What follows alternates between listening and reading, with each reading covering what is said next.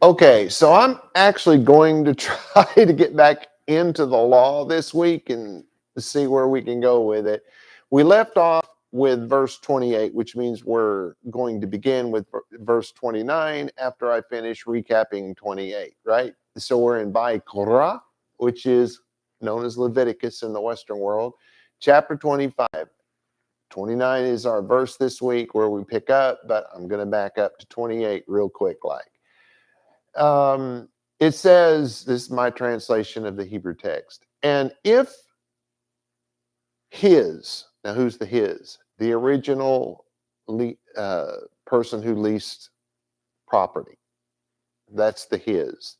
Um, so if his hand has not found enough to return it, the original person's, um, his hand, that means if he cannot find enough money, because it's the word, they say hand, but they mean power. If he does not have the ability, let's say it that way instead of power, if this guy who leased his property does not have the ability to pay back that particular lease that he has just made with somebody, then that which was leased into the power or the ability, the oversight, if you will, that's a really better way to say it. Uh,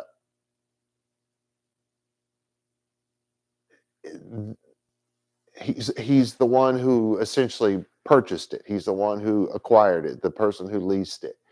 It will stay with him until the year of the Yovel, until the year of Jubilee. So if he made that lease in the very first year after the Jubilee started, you got 49 years to go before that thing's going to come back to the family.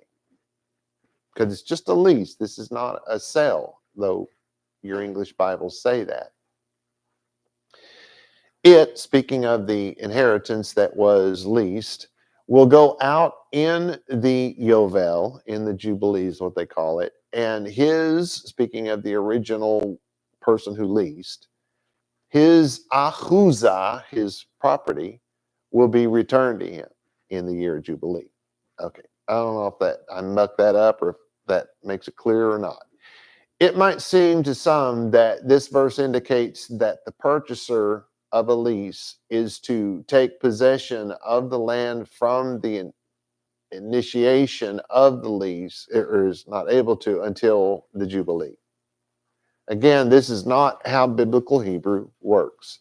This verse is not demanding that a person lease his land until the next Jubilee, because that's what's happened. It's what the sages wound up doing with their understanding of this. They got to thinking, okay, so there's 49 years till the next Jubilee, right? And so if somebody's going to lease a piece of property, they have to pay 39 years worth of money up front to purchase a property or to lease a property. And so the person who leased it now has to come up with 39 years worth of money to get his property back, or that property stays with the person who leased it that entire time, right up until the next Jubilee. That's what they understood this to say. That is not what's happening here. You lease a property for a certain amount of time. Could you lease it for that whole 49 or 50 years? Yeah, you could. But you can't lease it beyond that. All it's the only restriction here is of how long it can be leased. It has to stop at each Jubilee. You cannot lease anything beyond that time period. And that's why the sentence is written the way it is. It's to put a limit. It is not saying you have to buy the whole thing. You can lease somebody's property for just a year, just one season. Why would you do that? Well, you don't know if the land, if the soil's any good. Do you really want to lock yourself in to 40 or 49 or 50 years worth of a lease on something that turns out to be more stone than dirt? I don't think so. I wouldn't do it. So maybe you just buy it, purchase it or lease it for one season. Everything looks good, and maybe you put an option on that. You could certainly do that. There's no law against that. So you say, okay, I'm going to lease it for 1 year. And so I'm going to pay you up front for that whole year. And then I want a lease option on that such that if my crop is very good, your land, your soil is really good, and I wind up with a good crop, I then want to stretch it out to 5 years, 10 years, 20 years, 50 years. There is the limit at the Jubilee. So if there's only 12 years till the Jubilee, no, you cannot lease it out for 50 years. You can only lease it out till 12. That's the whole point in what's being said here. And it was completely misunderstood by most of the sages. Not all of them, some of them knew better, but most of them got that wrong. They thought you had to pay for the whole thing. No, this is you're paying for the whole thing that you did. If you only leased it for 1 year, that's all you pay. You don't pay for 49 years. Anywho, hopefully we've got that clear. So now, how and when a lease can become a purchase. So we've just now ended our section on leasing something. Well, not really ended it, but we've going to kind of take a step to the left or right here a minute and look at how a lease can actually become a purchase, because that hasn't even been on the table until just now. This, of course, is the first time a house is mentioned in this chapter. We're at verse 29, and not one time until verse 29 has a house ever been mentioned. You weren't leasing a house. You were only leasing land. You did not have to lease all of the land. Obviously, look at the story of Ruth and Boaz. Boaz said a portion of Elimelech's land, that was the dead husband of Naomi, a portion of his land was leased. Not all of it, a portion. So we know, even by Bible stories, that you don't have to lease the whole thing.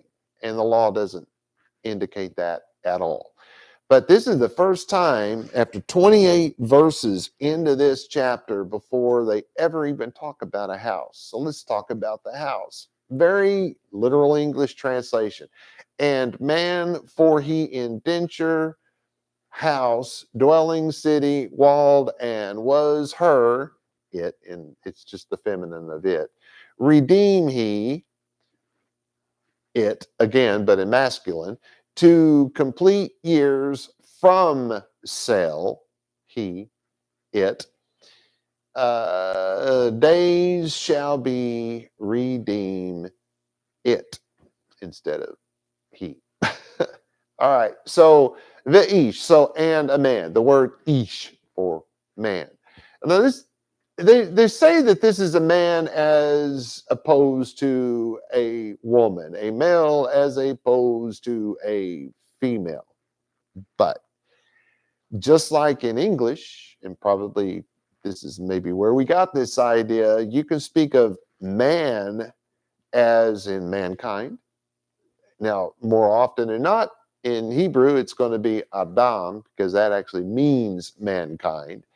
But that doesn't mean we have to. This word can be used in that way. Now, they say, oh, well, this is used of the idea of a husband. No, it's not. This is man, as in a male and not a female, because you only had two genders in the Bible. Sorry, it was written a long time ago, and they weren't very woke back then. So,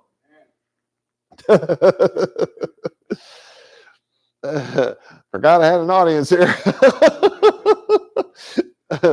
Howdy.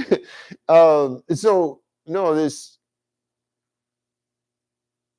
Oh, good Lord! I went off on that little tangent and forgot what I was about to say. Oh, husband. No, there is no Hebrew word, no biblical Hebrew word for husband. No, there's not. And there is no biblical Hebrew word for wife. No, no, no. What happened is when the word ish was translated into English, Greek, Latin, German, whatever. The translators, because, hey, this guy is married to that gal, we'll call him a husband. We'll take that word that does not mean husband in any way, shape, or form, and we'll say it means husband. And the next thing you know, it's in the dictionaries, it's in the lexicons, it's in the primers. No, there is no word for husband, and there is no word for wife. Got it? Now, is that man, Boaz, the husband of that woman, Ruth? We're talking after the fact. Well, yeah, but it's still the man and the woman. So if Ruth was speaking about her husband, as it were, she would call him her man. If he, Boaz, was speaking of his wife, he would call her his woman. How very 1970s of them. At least they didn't say old woman. Anyway, so are we clear on this idea here?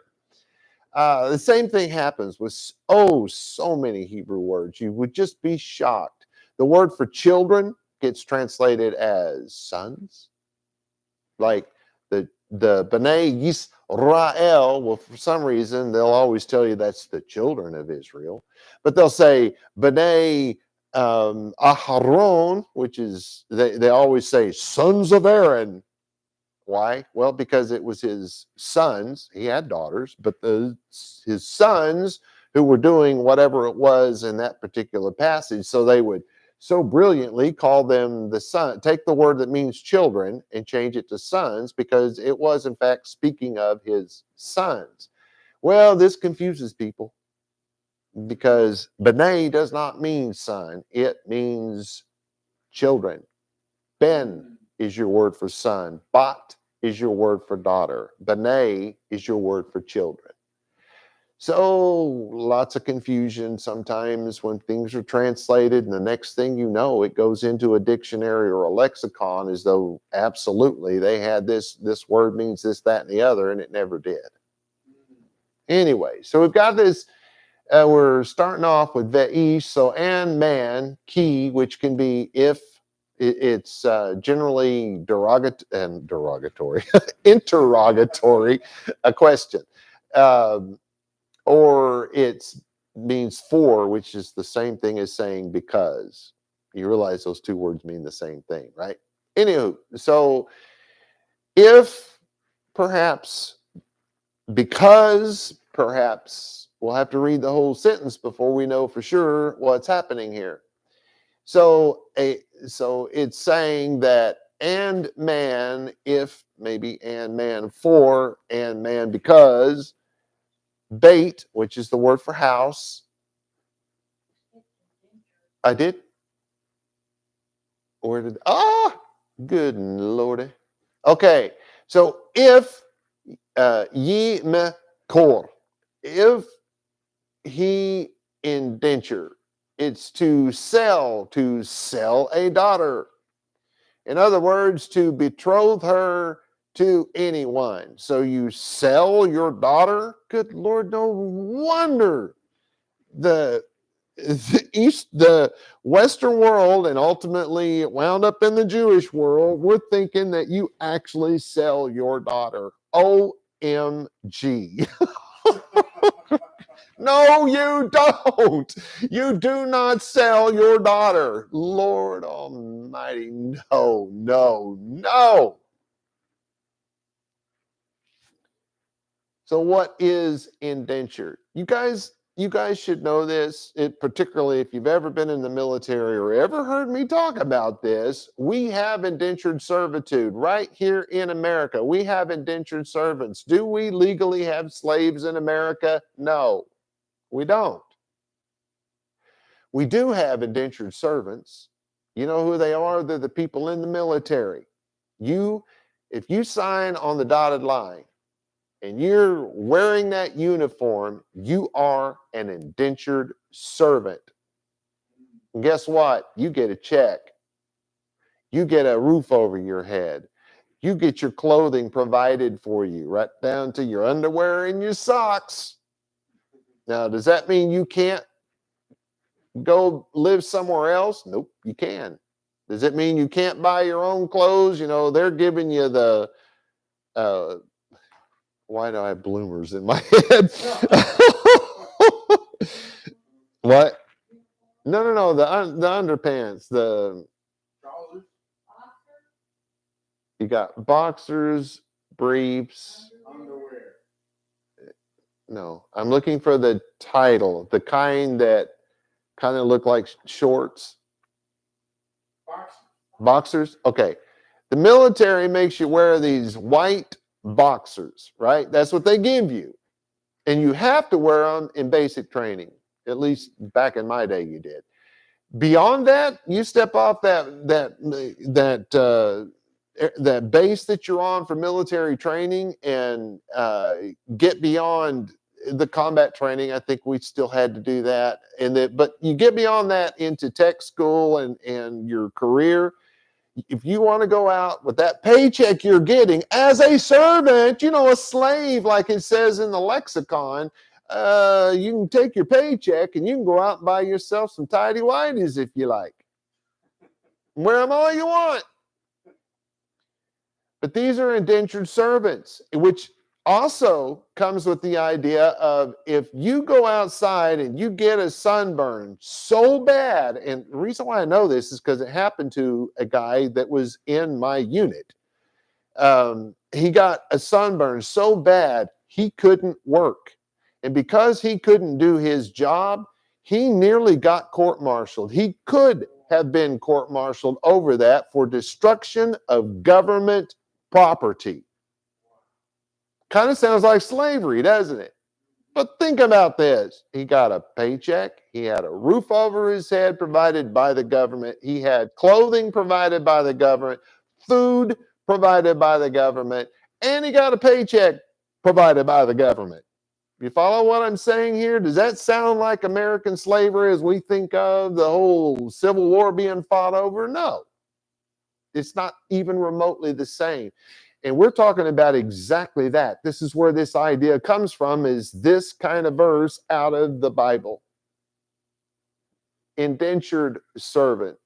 Are you selling your daughter? No. She's getting a paycheck, a place to live, food to eat, clothing to wear. It's the same thing. We got this idea of how we do our military from that. Could she be punished if she couldn't do her work? Yes, just like our military. That's what indentured servitude is. So when they say sell their daughter, they're talking about they have placed their... Why would the parent be doing this? Well, because she's not of age. She's not allowed to sign a contract, if you will. I went into the military and had to have my mother sign some paperwork so I could go into the military because I wasn't old enough to sign a contract. You follow? Same type of thing here. The parent has to be the one who says yes to the contract, which subsequently means the parent will be the one who negotiates that contract. How long that girl will have to work for the money, because the parents are going to receive money. And so there's two things that are happening here. Either they've put this woman into this type of situation so that when the man who does this deal with them, when his son comes of age, she will then become the son's wife and will no longer be a servant of any kind, because that whole servitude thing will end the moment they get married. So she can either be put into that situation so that like I said, when the son comes of age, they can be married. That's the main reason why parents did that with their daughters, to set them up with a good man. Now, on the other hand, maybe the parents are poor as mud. Maybe they have 7 daughters and no sons, no one there to carry on the inheritance, the possession of their property and all that, because they would have had some, because God gave everybody some, right? If they got land and a house, so they would have at least had that. But they got 7 daughters and no one to carry on. They're going to have to get some of them girls married off, right? And hopefully maybe those girls will marry somebody who will build a house on that same land so that that son can help that father-in-law maybe plant some food, so they can all eat. There was lots of reasons why they would put their children in a situation like that, because it helped the whole family. And I get this. I used to work as a kid at 8 years old. I worked a job, and that money went to my parents to help pay for our food. I worked all summer long. At the beginning of summer, my mother would take us all into the store. She would find us all, like, I don't know, 2 outfits to start the next year with and put it on layaway. And I'm the one that paid that off with my salary. So every year, all of us got to go to school with a new pair of pants and a couple of new shirts and, yeah, some underwear and whatnot. We had all of that because I paid for that, because my parents couldn't. They were having a hard time just keeping the rent paid. You know what I'm saying? So I get this because I lived this. I started at 8 years old. And I didn't mind it, not one little bit. I was happy to be able to do that for my family. I was excited every year when I got to wear those new clothes, just as excited as my siblings were. But so there's good reason for things like that. So you're either trying to get your daughter married off to good family, or you're trying, one or two, three of your 7 daughters need to go to work to help pay for everything, because it's a lot of mouths to feed. Anyway, that's indentured servitude, and yes, you can get in trouble. All right, so then we go from okay, I've already forgotten what all this says. So, and a man, because or if he is something about being indentured in the bait, the house, moshav, which is dwelling. So it's a dwelling house, and there's something to that, a dwelling house. A dwelling house is a single family home. I'll just tell you now. Ir, there's your word for city. Yeah, there's so many really big cities back then. Whatever, man. So when we say city, we kind of have to use that word a little loose here, because you're talking about a village at best, a town, maybe. It's not what we think of as a city. So you've got this single family dwelling in what they're calling a city. Then it says Choma. So that's the word for wall, or walled in past tense, if you will. It's to surround, generally the wall of a town, rarely of other buildings, metaphorically used of a maiden. She's walled off from men, or they're walled off from her. Not really sure how that works. It's from the root chama, which is to guard, to surround with a wall. So you're getting the idea here, right? The haita, and it was her. This is feminine. It has the hey at the end of the word. So we're still talking, it's in the feminine. But when you speak about a city, you speak about the city in the feminine. So maybe it don't have anything to do with a girl, because so far we haven't mentioned women here, right? It's a man, ish, as opposed to a woman. Still talking about that. So yes, this is in the feminine, but again, the biblical Hebrew, when you speak of a city or a town, it was always in the feminine. That's why that's that way. All right, like you could see what I just pointed at.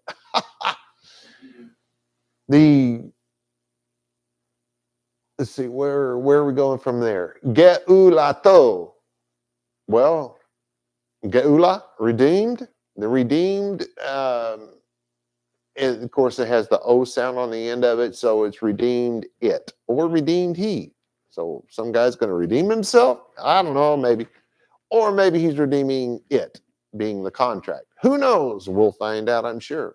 So to redeem, the redemption of a field and farm, because they're trying to explain to you, well, what is redemption? Well, What happens if you redeem a coupon?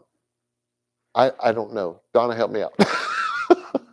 What is it? They say redeem this coupon at any store. All right, so you turn this thing in when you get to the store and you get a discount. They say you redeem it and you get a $5 discount. So if it was going to be $10, now all of a sudden it's $5, right? So we get the idea, hopefully here, that redeem comes from the idea of price. There's a price set if there's a redemption. We need to know that. It's really important.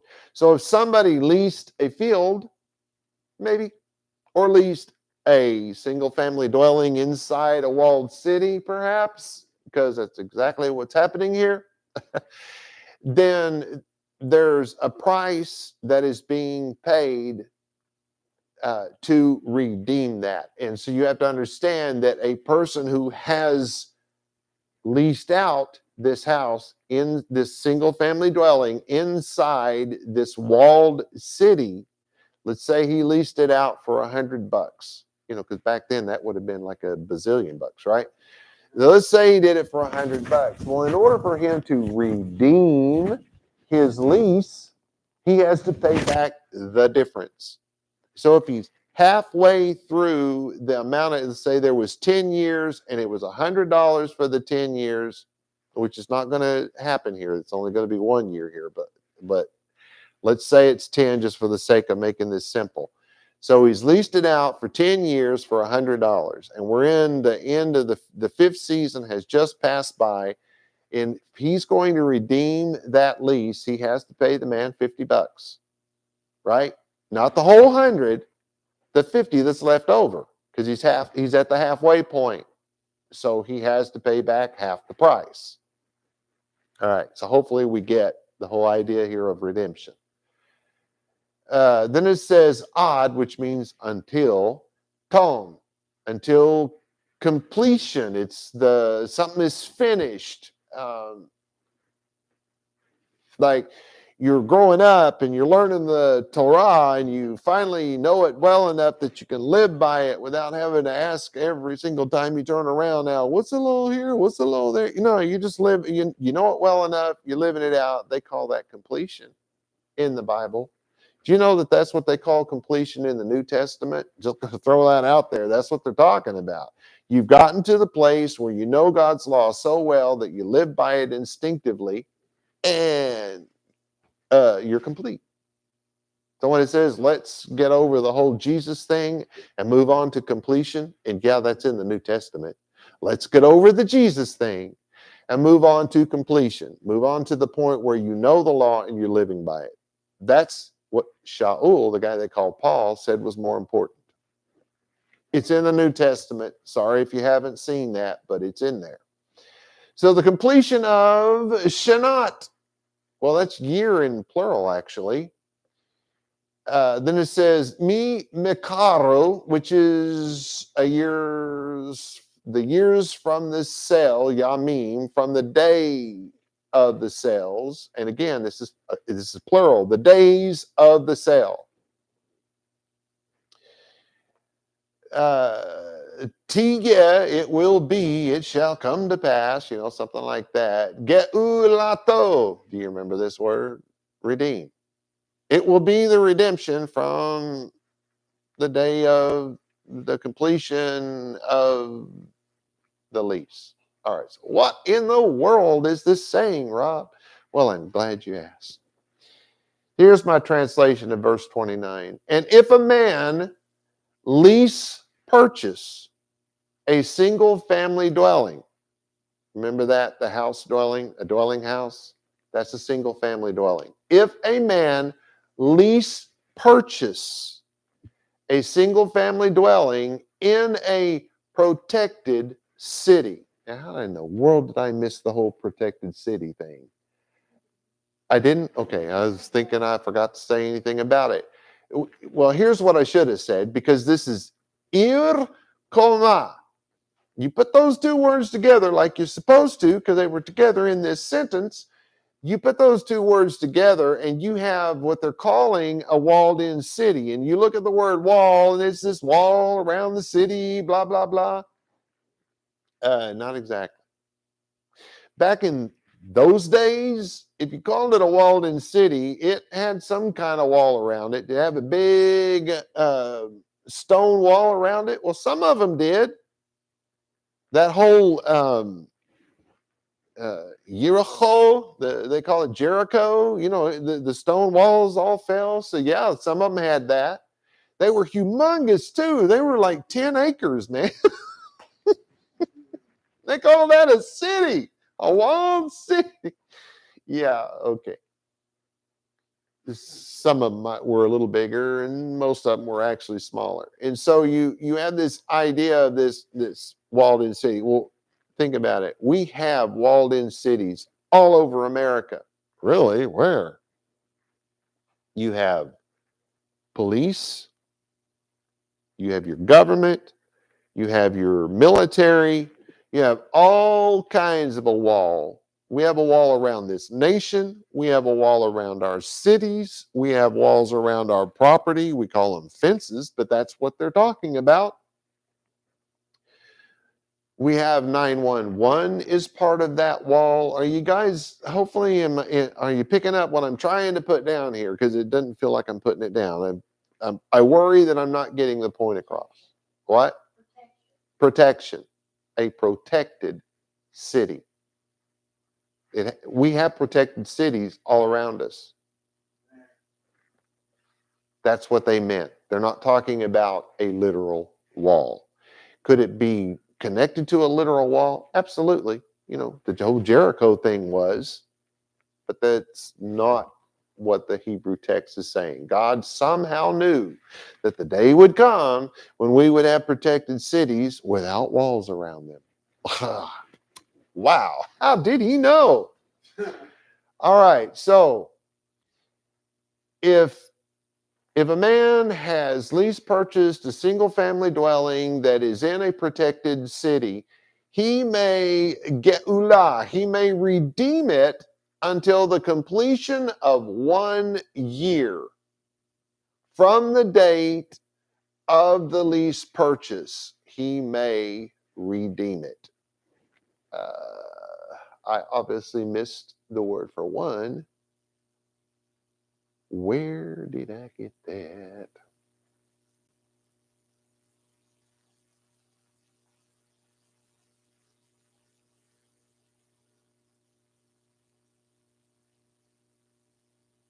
Oh, from 1 year from the day. 1 year from it doesn't say 1 year. A year from the day.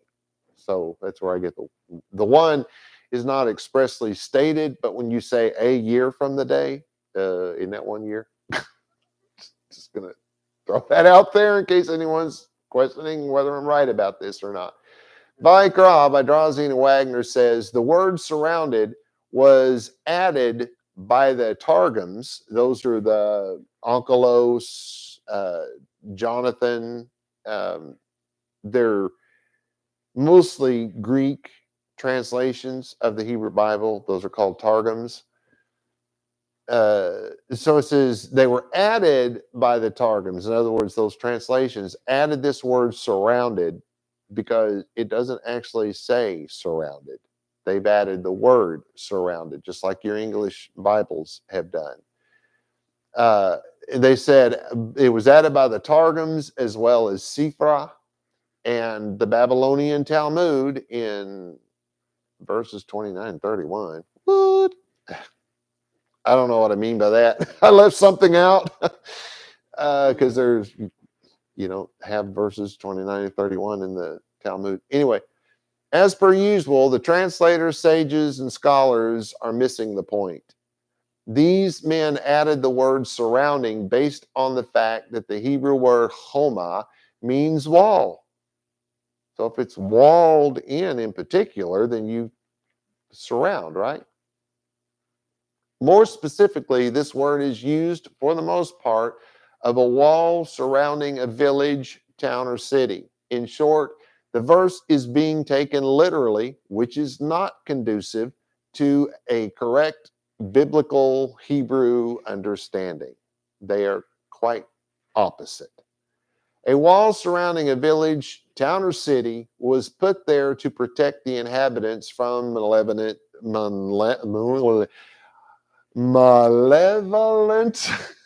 intruders, bad guys. As a rule, we no longer use physical walls. I kind of already said this, but I'm going to go ahead and read it since I wrote it down. Maybe it'll keep me from forgetting something. As a rule, we no longer use physical walls to protect our towns and cities. However, we do have, metaphorically, a wall of protection provided by satellites. Yeah, I knew I was leaving something out. Satellites, computer networks, alarm systems, private security guards, military equipment and personnel, a federal, state, and local law enforcement. These are our modern day walled in cities. Still, the point is not concerned with the protection of the village, town, city, country. The text is distinguishing between those who live out in the country, who have land that can be planted, and those who live in cramped in places who do not. Hopefully that makes sense. Now, this is the first time a house has been mentioned in this chapter, as I said earlier. Just want to reiterate, verse 29 is the first time that was ever mentioned. So what's happening?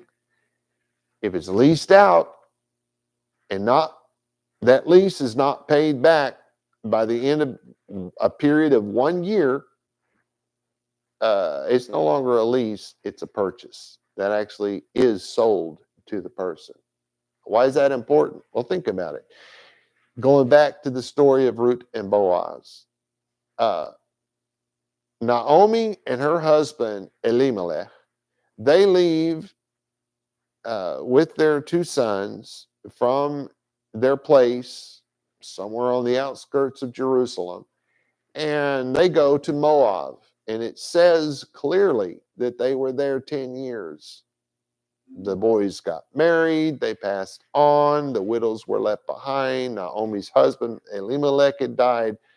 So when they came back 10 years later, why was this whole thing about, redeeming her inheritance and all that? If she'd lived in a walled-in city, the story wouldn't even have been there because it wouldn't have been their inheritance anymore. Obviously, they lived outside a walled-in city. Are you getting it? They lived in the country. They were obviously farmers. Okay. Let's see if we can get through verse 30. It took me quite a while to get through just that one verse. Okay, so very literal. And if not, he redeemed to fullness to it, year whole, and rise the house that in city that not to he wall to perpetuity to acquire with he to generations his not went forth in Jubilee. I actually have already told you what this means, but we're going to go through it anyway. Ve'im. So, and if, now this time it is going to be interrogatory. And if lo, which is not, so something's going to be negative. So, and if not, gigael. Bet you can't hear the word redeemed there, can you? Geula, this is the same word, but it's pronounced gigael. If he cannot redeem, if he can't pay back the difference, right? Because we've already gone through what redeem is, so I don't see any reason to do that again. Odd, which is until, melot, until the fullness, until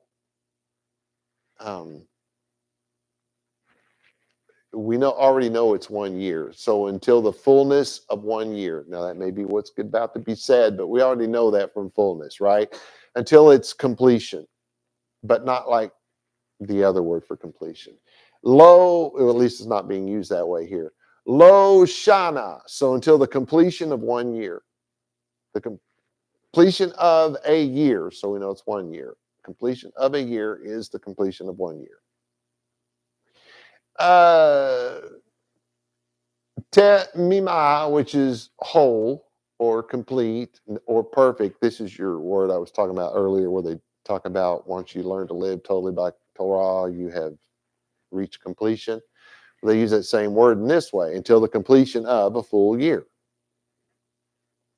It's exactly what it has just said. Vekam, so, and it's to arise, to stand up out of a chair, to get up out of a bed, that sort of thing, to raise the money. We use it that way because they used it that way in the Bible. Habayit, if you cannot raise the house, wow, boy, how strong would you have to be? I don't know. It just hit me all kind of funny. So, and if you cannot raise the house, the single family dwelling, if you remember, Asher Ba'ir, that is in the city, Asher Lo Le'o. I'm going to say it that way instead of lo, because it's two different words that are spelled different, but they sound alike. So I'll say Asher Lo Le'o, because I think back then that's actually how they would have said that. Choma, with the walled in, the single family dwelling in a walled in city. We've already gone through that. La zemitut, to perpetuity, into forever. La kone, so into perpetuity, it has been purchased. It has been acquired. Oto, which doesn't really mean anything. Ledo rotai, 2 generations his.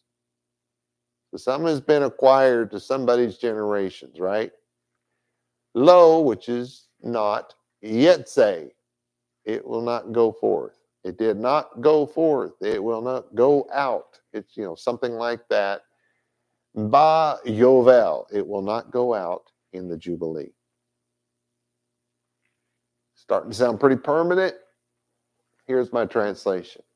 But if he does not redeem it by the time that a full year has completed, then it will stay, speaking of the single family dwelling, the house in the protected city, the house in the protected city will stay, is how we would say that in English, with him, or to him, as it's said in Hebrew, but we would say with him, who has now acquired it permanently. The lease has become a purchase. To his generations, the house will not be returned in the Jubilee. So, if you live in this walled in city, in a single family dwelling, and you have, if you will, borrowed money against your property, and it's more than that because it's really a lease, because you're going to move out, somebody else is going to move in. You have 1 year from the day you signed off on that, from the day somebody pulled their shoe off and held it up in the air. That's the way they did it back then. That was a sign of it's done. The deal has been made. That's what they did. They pulled the shoe off and they held it up in the air. Read the story of Ruth if you don't believe me. So anyway, from that moment till a full year from that moment, the person who lease purchased that property can buy back that lease. Once you're 1 year and a day past that, you no longer have an option to force someone to let you buy out that lease. Now, can you go back to that person and say, I know it's been a year and a half, but hey, I really want to buy my house back? And that person says, oh, okay, but I'm doubling the price. Well, he can do that. It's his. He can sell for whatever price he wants to, right? So if you want to get it back for the price that you leased it out, and realize here, there's no money coming from that. It's not land where somebody has leased it so that they can plant and grow crops. It's just a house that somebody lives in, right? So there's no talk here about how if it's the $100 thing, he only pays back the 50. No, this is where I would have to agree with the sages and say, yeah, this is 100% here. If you leased it out for 100, you're going to have to buy back that lease for 100. And I think it's very clear in the Hebrew text that that's what happens with just a house in a walled-in city.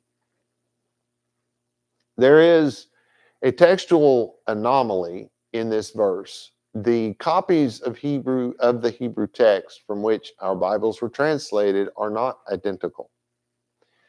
In this case, some render the word lo, spelled with a lamed and an aleph, in other sentences, while others render this word lamed vav, which is to he. So it's either not or it's to he.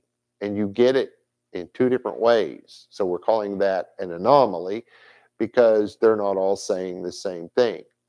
So you can go ahead and give me the split screen thing, Donna. Either one, I don't really care. Yeah, here we go. So bait, share, by ear, share, low, which is not, the house which in city which not. That's the way it comes out in some of the Hebrew verses. Then you have in others, the house which in city which to it or to him. That's two very different sentences, don't you think? One of them is saying not, and the other one is saying to this dude. So here's what we have. The house that is in a city which is not walled, or the house that is in a city which is to him walled. That is two very different sentences. All right, you can go ahead and come back to me. Why this is controversial to some is a puzzle to me. Verse 29 clearly states that the house is in a walled, in other words, protected village, town, or city. That word can mean any of those things. This shows us that the correct text is le'o, to it or to him, and that lo, as in not or no, is a mistake. Just thought I better point that out because I might get bashed over the head by some of the scholars out there. Okay. We might, let's at least get started on 31 just for the fun of it. Very literally, it says, and houses the villages that none to them wall round about, upon field the land he reckoned right of redemption shall be to he, and Jubilee went forth. You might actually could have understood that from those words. It's getting pretty close, especially after what we've learned already. Uvate, so that's bait, that's and houses, because it is in plural. So and houses, ha chazerim, and that would be the villages. So houses, the villages, maybe in the villages or outside the villages. I'm sure we're going to find out. Asher ein lachem, that none to them. Houses, something about inside or outside the city, that none to them. Chomad. Okay, so now we know houses that are outside the cities that don't have walls around them. They're not protected cities. Saviv, Now we have roundabout. Now we finally got something that would justify that word surround being thrown in, except this is the first place we actually should put it because this is the first time it was actually used. I'm going to say here. So the word actually kind of means circle. So we get the idea of roundabout because the encampment is encircled. Is it likely that your fence is actually round? Not even back then. No, it just means it has been surrounded. So it's really a better to say surrounded than it is to say circle, although it really does mean circle. And by the way, it does talk in the Bible about the earth being, and it's using this word, a circle in every direction. In other words, it's a ball, it's not flat. Anyway, I want to stay out of that if I can, but if I can't, we'll go down that road one of these days. So all is upon or over Seda. So it is not encircled around a field. So on or upon doesn't really make sense, but it is used for around every once in a while, which is what's happening here. Haaretz, so the field in the land. Yechashev, that is reckoned. That's it's not redeemed. Don't go there. It's to decide what something is worth, to account to somebody righteousness. You remember that? And God accounted that for righteousness, that of reckoning, of computing. That's a good modern word for it. Computing. So that is computed, ge'ulah. And this does not mean right of redemption. I fell into that. I admit it. There, it does not say right of redemption. It just says redemption. Ge'ulah, right? That just means redemption. It does not mean a right to it. So the price of the redemption should have been established from the very beginning. We're going to find out about that, I think. Ge'ulah is a word we just had. Tia, it will be le'o, to him, u vayovel, and Jubilee. Yeah, Yovel. It actually means ram's horn. Yovel is actually a ram's horn, as is a shofar. That's a ram's horn. It's a different type of ram. But you blow the horn to begin the celebration and all that kind of stuff. And so that's how they connect the idea. That's why it wound up being called Jubilee, is just the bad transliteration of Yovel became Jubilee. But that's okay. We have to have a name for it. And if you don't know the Hebrew word Yovel, then use Jubilee. Either way, you'll get it right. Yet say, there's your go out, go forth, went out, that kind of thing.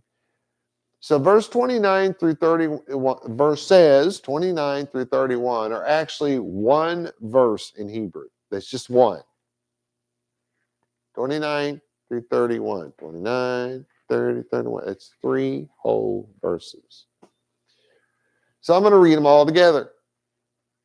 And if a man lease purchase a single family dwelling in a protected city, he may redeem it until the completion of 1 year from the date of the lease purchase. He may redeem it. But if he does not redeem it by the time that a full year has completed, then it will stay the single family dwelling in the protected city, the home, let's say it that way, to he who acquired it permanently now, to his generations. The house will not be returned. It will not go out to be returned in the Jubilee. So I don't know how that could be any clearer. If you lease out your place that's inside a protected city. Lease purchase it, because you can't just lease it. You have to, it's a lease purchase. And within a year of that day that purchase was signed, in our day it would be some contract. In their day it was, like I said, holding up a shoe and in front of witnesses, of course. But 1 year you have to pay back that money that you essentially just borrowed. If you don't pay that back in full by the end of a year, it doesn't matter if you paid back 90% of it. You have to pay it all. And if you haven't, that house now belongs to the person who lease purchased it or now purchased, and to his generations. That's his, that inheritance belongs to his children, not yours. You just sold your children's birthright. Let's hope you did something good with that money.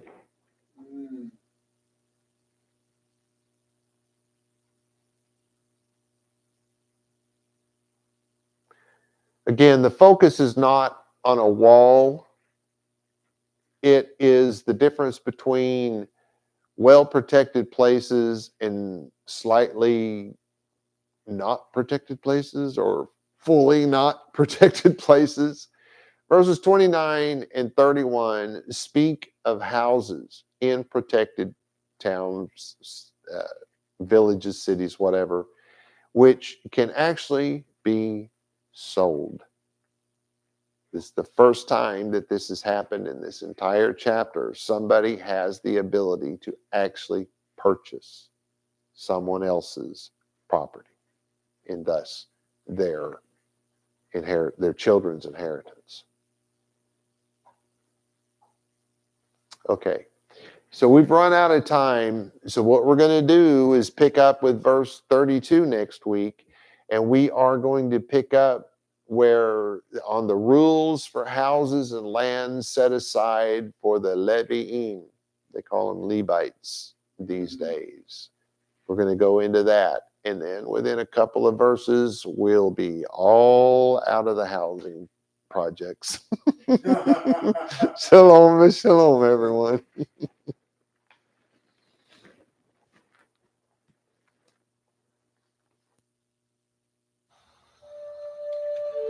The blessing, vaYiqra. Yevarecha Yahweh v'yish merecha. Ya'er Yahweh panai v'lecha v'hunecha. Yisa Yahweh panai v'lecha v'yasim lecha shalom. And in English, may Yahweh cause you to lie down so that you may rest. May he touch and caress you. May he prepare you for what is ahead. May he watch over you. May he keep you from harm. May he cause goodness to grow in you and take away the bad. May he arrange your life and cause you to flourish. May he cheer you up and gladden your heart. May he cause his light to shine through you. May he show you tenderness, favor, and love in his presence. May he show you kindness and be delicate towards you. May he show you his generosity, mercy, compassion, and desire for you as it comes forth from the depths of his soul. May he lift you out of your pit and deliver you from the things that hold you prisoner. May he draw you to his chest and cast his eyes on yours. May he show you his love and desire for you as he cradles you in his arms. May he bear your punishment and pardon you of your sin. May he take you for his bride. May he establish a foundation in you. May he place his name on your heart and mind and make your body his temple. May you be his treasure. May you always be on his mind. May he draw you near and comfort you when you are afraid. May he assure you there is nothing to fear because he is with you. May you and all that concerns you be at peace because he is your friend. Amen.